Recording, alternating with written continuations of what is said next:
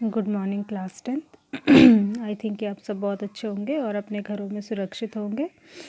तो हम चैप्टर 3 कर रहे थे, a pair of linear equation. इसमें मैंने आपको पहले ये बताया था फर्स्ट वीडियो में कि हम इसमें जो है क्या क्या चीज़ें पढ़ेंगे और इसमें जो मेन इम्पॉर्टेंट थिंग्स थी वो मैंने एक्सप्लेन की थी। उसके बाद सेकंड वीडियो में मैंने जो एक्सरसाइज नंबर 3.1 का पहला क्वेश्चन था उसको एक्सप्लेन किया आपको, और उसमें मैंने एक मेथड जो आपका पहला मेथड होता है सब्स्टिट्यूशन मेथड, वो भी साथ में ही मैंने एक्सप्लेन कर दिया। ठीक है, उसमें एक्चुअली सॉल्व करने को तो नहीं था क्वेश्चंस, लेकिन क्वेश्चन को सॉल्व करने के लिए नहीं बोला था, खाली इक्वेशन बनाने के लिए बोला था, लेकिन उसको साथ में हमने सब्स्टिट्यूशन मेथड से सॉल्व भी कर दिया। अब ये सेकंड क्वेश्चन उसी एक्सरसाइज का है, इसको मैं आपको इक्वेशन फ्रेम करना बता रही हूँ उसमें, और इसमें हम दूसरा मेथड लगाएंगे तो साथ साथ में आपके मेथड्स भी हो जाएंगे, जिससे कि फिर आप मेथड्स में जो क्वेश्चन दिए है इक्वेशन सॉल्व करने के लिए, वो पर्टिकुलर मेथड से जो भी एक्सरसाइज में कहा है आप सॉल्व कर लेंगे। ठीक है, तो इसको हम दूसरे मेथड से, एलिमिनेशन मेथड से करेंगे। क्वेश्चन में पढ़ रही हूँ, आप लोग ध्यान देंगे। The coach of a cricket team buys 3 bats and 6 ball. ठीक है, एक कोई क्रिकेट टीम की कोच है तो वो क्या करती है, 3 बैट्स खरीदती है और 6 बॉल्स खरीदती है फॉर ₹3900 या 3900। ठीक है, 3900 में वो जो कोच है वो 3 बैट्स और 6 बॉल्स खरीदती है।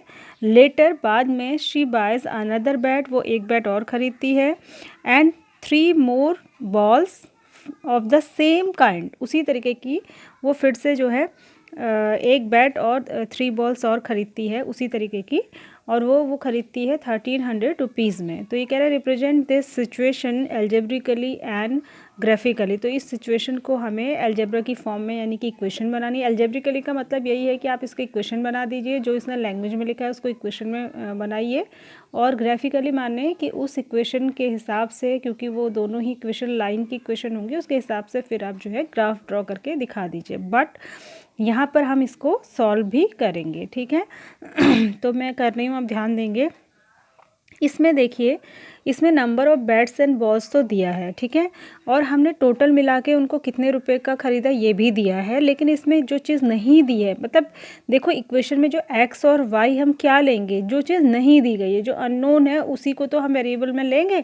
तो इसमें क्या नहीं दी गई है, इसमें टोटल कॉस्ट तो दी गई है, लेकिन रेट नहीं दिया कि एक बॉल कितने रुपीज़ की है या फिर एक बैट कितने रुपीज़ की है। तो उसी के लिए हमें वेरिएबल सेलेक्ट करने पड़ेंगे। तो हम लिखेंगे लेट रेट ऑफ 1 बॉल। इसमें एक चीज़ ध्यान रखना बच्चों, इक्वल टू एक्स या रुपीज़ एक्स, ठीक है, equal to x, and rate of 1 bat equals to y. क्योंकि एक बॉल या एक बैट का रेट नहीं दिया है तो इसको हम सेलेक्ट कर लेंगे एक्स और वाई। तो ये हमारे 2 वेरिएबल हो गए। अब मैं इसको थोड़ा सा टेबल बना के समझा देती हूँ। यहाँ पर मैं लिखती हूँ बॉल्स, ठीक है, और यहाँ पर मैं लिखती हूँ बैट्स। ठीक है, तो बॉल्स फर्स्ट कंडीशन में, जो पहली कंडीशन है, फर्स्ट कंडीशन में आपकी बॉल्स कितनी हैं, बॉल्स है 6, ठीक है, और बैट्स कितने हैं, बैट्स हैं 3।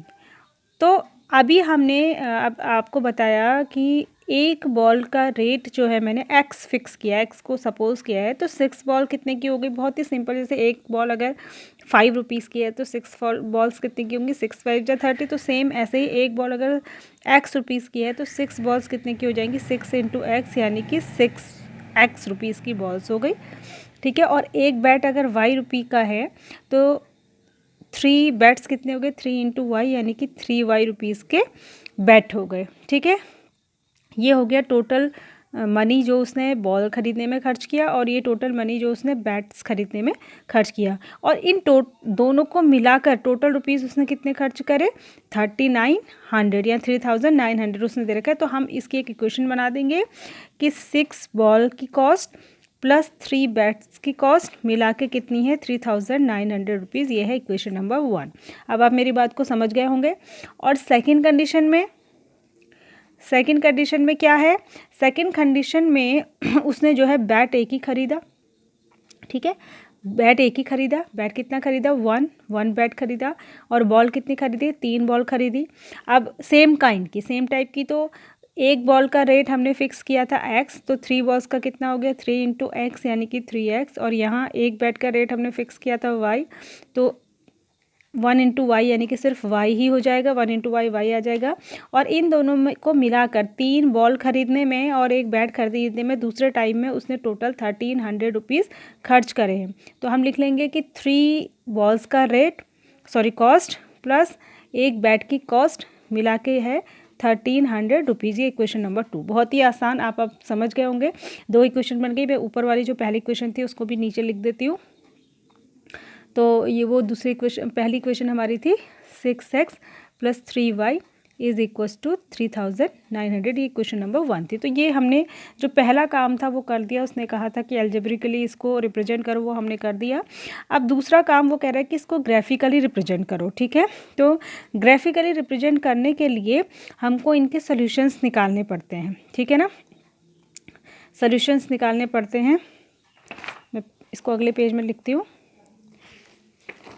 3x plus Y equals to 1300, ये जो आपकी एक इक्वेशन है 3x plus Y equals to 1300। ठीक है, तो अब हम इसके सॉल्यूशंस निकालने पड़ेंगे। तो हम निकालने को तो कुछ भी निकाल सकते हैं, लेकिन हम इस तरीके से सॉल्यूशंस निकालेंगे कि हमको ग्राफ ड्रॉ करने में आसानी हो। ठीक है, 2 3 जितने भी आपके मन हो आप निकालें। तो यहाँ लिख देती हूँ x, यहाँ लिख देती हूँ y। अब किसी एक की वैल्यू आप रखेंगे और दूसरे की वैल्यू निकल जाएगी। ठीक है, और कोशिश करिए कि ऐसी वैल्यू रखिए, मतलब रखिए आप कि जो है अपॉन में वैल्यू ना आए। ठीक है, अपॉन में वैल्यू ना आए। जैसे कि अगर हम y equals to for example 400 रख सकते हैं, मतलब अपॉन में से मतलब है कि वैल्यू पूरी आए, पॉइंट में ना आए, अपॉन में नहीं, सॉरी, पॉइंट में ना आए। ठीक है, तो y की जगह अगर मैं 400 रख दूँ, ठीक है, तो y इधर जाएगा और 1300 में से 400 अगर माइनस होगा तो बचा 900, तो यानी कि 3x इक्वल्स टू बचेगा 900। ठीक है, तो x इक्वल्स टू हो जाएगा 900 अपॉन 3 यानी कि 300। ठीक है, समझ गए आप मेरी बात को।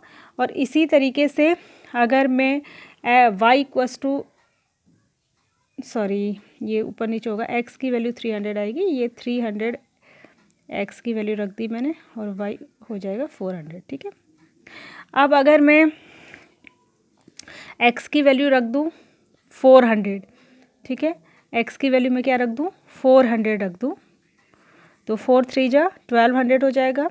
और 1200 x की वैल्यू जब हम 400 रखेंगे तो 4 3 जा 1200 हो जाएगा। 1200 उधर जाके माइनस होगा तो y की वैल्यू बच जाएगी 100। ठीक है, तो बहुत सारी वैल्यूज़ आप लगा सकते हैं ऐसे ही। x की वैल्यू अगर आप रख दीजिए, x की वैल्यू अगर आप 200 रख दीजिए, तो टू को जब हम 3 से मल्टीप्लाई करेंगे तो 6 और 600 उधर मल्टीप्लाई हो जाएगा तो y इक्वल्स टू हो जाएगा 700। तो ये 3 वैल्यूज़ मैंने इसकी निकाल ली।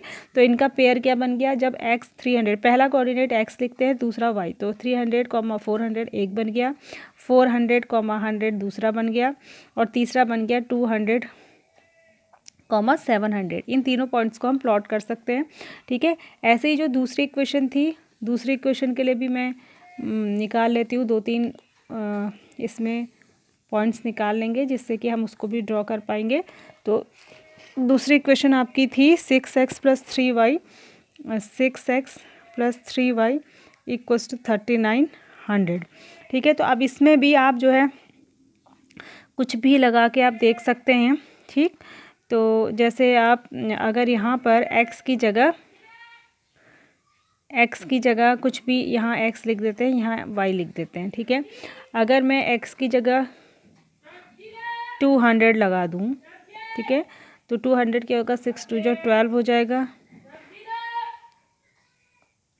ठीक है, 1200 हो जाएगा, तो 1200 यहाँ से माइनस होगा तो कितना बचेगा, जैसे अगर हम यहाँ पे लगा दें x की जगह 200 फॉर एग्जांपल, करके देखते हैं, क्योंकि अगर पॉइंट में आएगा तो हम इसको नहीं लगाएंगे। x into 200, sorry 6 into 200 plus 3y equals to 3900 हो जाएगा। ये हो जाएगा 1200 प्लस 3y इक्वल्स टू 3900, और ये हो जाएगा 3y इक्वल्स टू 3900 माइनस 1200, तो ये हो जाएगा 2700, यानी 3y इक्वस टू 2700, तो y इक्वस टू हो जाएगा 2700/3, यानी कि कितना हो जाएगा 900। ठीक है, तो x की जगह 200 लगाने पे y 900 आ गया। ठीक है, अब ऐसे ही x की जगह अगर हम 300 लगा दें, x की जगह अगर हम 300 लगा दें, ठीक है, तो क्या हो जाएगा, इक्वेशन थी हमारी 6x + 3y = 3900। x की जगह 300 लगाइए तो 6 × 300 + 3y = 3900, तो कितना हो जाएगा 1800 + 3y = 3900, तो 3y = 3900 और 1800 उधर जाके माइनस हो जाएगा, तो ये हो जाएगा 3y = 2100। तो यहाँ से y = आ जाएगा 2100/3, 7 जा तो 700, तो यहाँ आ जाएगा 700। ठीक है, और अगर इसी तरीके से x की वैल्यू आप जो है यहाँ पे 400 अगर लगा दें, ठीक है, तो 400 लगा दें तो क्या होगा, 400 मत लगाइए, 500 लगा दीजिए। ठीक है, x = 500 लगा दीजिए, तो क्या हो जाएगा 6x + 3y = 3900, x = 500 लगा दिया मैंने, तो 500 + 3y = 3900, तो 3000 + 3y = 3900, 3000 उधर जाके माइनस हो जाएगा, तो 3y = 900 बचेगा, तो y = 300 आ जाएगा। तो जब हम x 500 लगा रहे हैं तो y क्या आ जा रहा है, 300 आ जा रहा है। तो इसके जो 3 पॉइंट्स बनेंगे, पेयर बनेगा, इसका इसके साथ, इसका इसके साथ, इसका इसके साथ, तो एक पेयर बनेगा 200, 900, दूसरा बनेगा 300, एक बनेगा 200, 900, दूसरा बनेगा 300, 700, और तीसरा बनेगा 500, 300। ठीक है, तो अब हमें इनका ग्राफ प्लॉट करना है, पहली इक्वेशन का भी और दूसरी इक्वेशन का भी। तो उसके लिए हम क्या करेंगे, ग्राफिकली रिप्रेजेंट करो कह रहा है, तो हम एक ग्राफ पेपर पर, अभी तो मैं ऐसे बना के आपको बता दे रही हूँ। ठीक है, तो ये हो जाएगा आपका पॉइंट, ये पॉइंट हो जाएगा आपका 0, 0। उसके बाद आप इक्वल डिस्टेंस पे लगा लेंगे 100, 200, 300, 400, 500, 600, 700। ठीक है, इस तरीके से, और y के लिए भी आप ऐसे लगा लेंगे। ठीक है, 100, 200, 300, 400, 500, 600, 700, 800, 900, तो 100, 200, 300, 400, 500, 600, 700, 800, 900। अब हम पहले यहाँ पे मैं लिख लेती हूँ 100, 200, 300, 400, 500, 600, 700। पहला पॉइंट जो हमें पहली वाली इक्वेशन के लिए प्लॉट करना है वो है 300, 400। ठीक है, तो x में 300 तक चलना है और y में 400 के सामने जाना है, तो ये वाला पॉइंट लगभग आएगा आपका। दूसरा पॉइंट है 400, 100, तो x में 400 तक जाना है और y में 100 के सामने जाना है, ये वाला पॉइंट आएगा। और तीसरा पॉइंट आया है आपका, ये मैंने एग्जैक्टली नहीं बनाए हैं, ये तो मैंने कोई मेज़र करके नहीं बनाया, ऐसे ही अंदाजे से, तो उतना एक्यूरेट नहीं आएगा। x में 200 और y में 700, x में 200 और y में 700 के सामने, देखो फिर भी लगभग 200 और 700 ये वाला पॉइंट आएगा, तो देखो फिर भी हम लगभग लाइन को खींच पा रहे हैं। तो ये कौन सी वाली लाइन खींच दी मैंने, 3x + y = 1300 जो थी। ठीक है, उसके हमने ये 3 पॉइंट निकाला था, ये निकाला था हमने 200, 700 है, और ये वाला पॉइंट जो था दूसरा ये था 400, 100,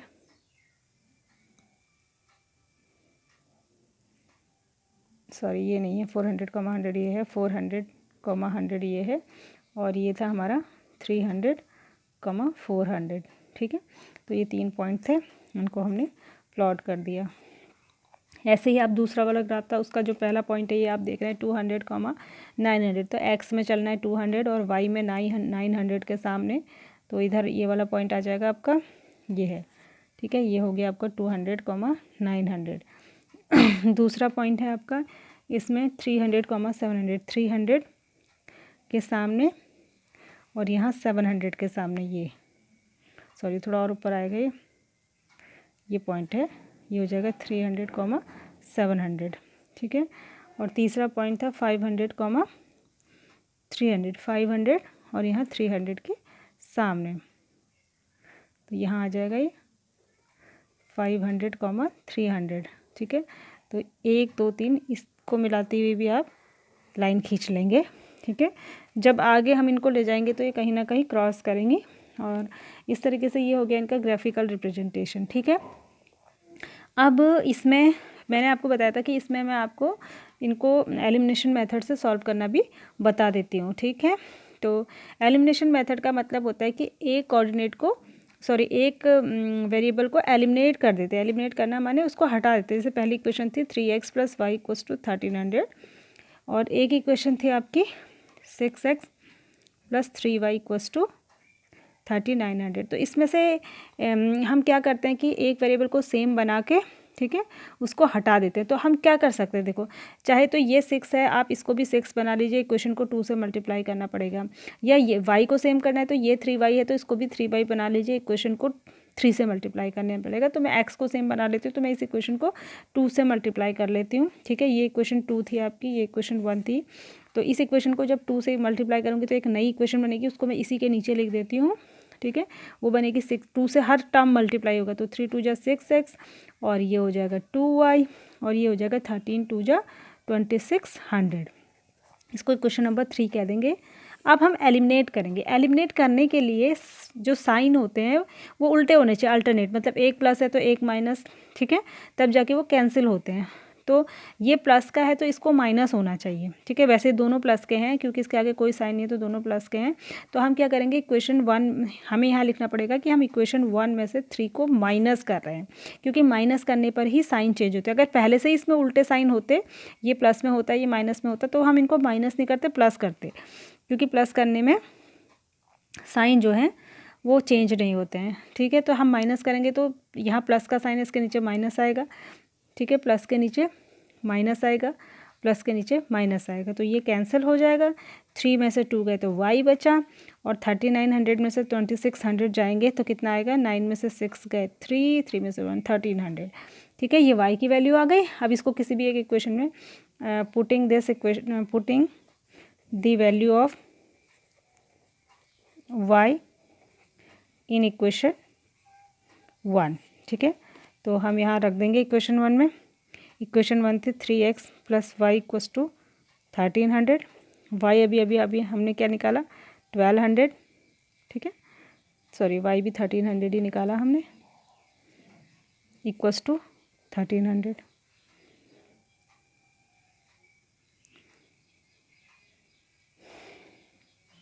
9 में से 6 गए 3, 1300 था ना, तो 3x + y = 1300, तो 3x = 0 हो गया, तो x = क्या हो जाएगा, 0। तो हमारा इसका सॉल्यूशन आ गया 0, 1300, ठीक है। तो इस तरीके से आप इसको सॉल्व कर सकते हैं। ये एलिमिनेशन मेथड है, मतलब हमने एक वेरिएबल को एलिमिनेट करके दूसरे वेरिएबल की वैल्यू निकाली।